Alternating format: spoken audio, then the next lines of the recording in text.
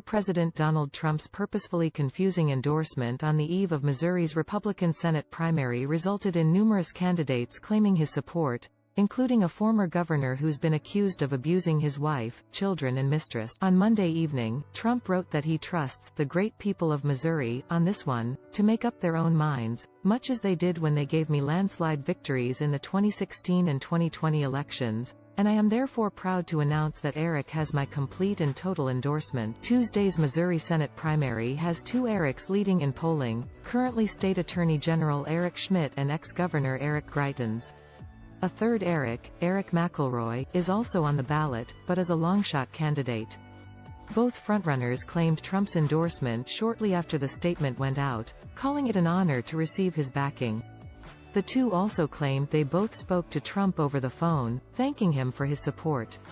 When asked for clarification on the announcement, a Trump spokesperson said the message speaks for itself. Greitens resigned from his position as governor in 2018 after a woman testified under oath that he had tied her up in his basement, stripped her naked, taken photos of her, threatened to use those photos as blackmail if she discussed their extramarital affair and then forced her into performing oral sex.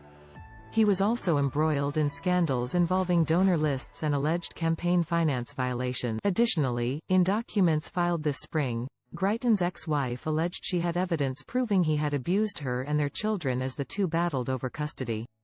Eric and Sheena Greitens both testified in a private deposition last week. In the affidavit, Sheena Greitens said her husband threatened to kill himself if she did not support him politically and said he would use his power to get her arrested so she would lose custody of the children. The case could be moved to Texas, where Sheena Greitens now works as a professor.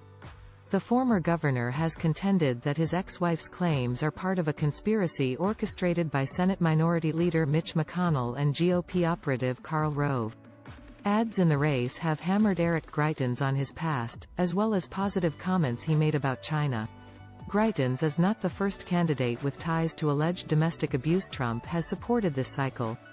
In the Pennsylvania Senate race, Trump had originally endorsed Sean Parnell, who dropped out last fall after a judge in a custody hearing found he had committed some acts of abuse in the past against his wife. Trump later endorsed Dr. Mehmet Oz, who narrowly won the May primary. In the Georgia Senate election, Trump has thrown his support behind Herschel Walker, who's been alleged to have threatened women in the past, including putting a gun to the head of his ex-wife. Schmitt, the race's current frontrunner, has served as state attorney general since 2019 and quickly activated Missouri's trigger law on abortion after the Supreme Court overturned Roe v. Wade in June. The state now has a total abortion ban except in the case of a medical emergency. My office has effectively ended abortion in Missouri, becoming the first state in the country to do so following the court's ruling, Schmitt said in a June 24 statement.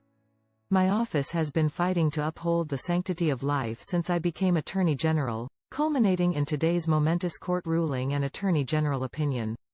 I will continue the fight to protect all life, born and unborn. Other Republicans in the race include Representative Vicky Hartzler, Representative Billy Long and Attorney Mark McCloskey, who became a prominent figure in conservative politics after he and his wife were photographed pointing guns at Black Lives Matter protesters in the summer of 2020. The Democratic primary is being contested between Lucas Kuntz, an attorney and former Marine running on a populist antitrust campaign, and Trudy Bush Valentine, an heiress to the Anheuser-Busch beer fortune.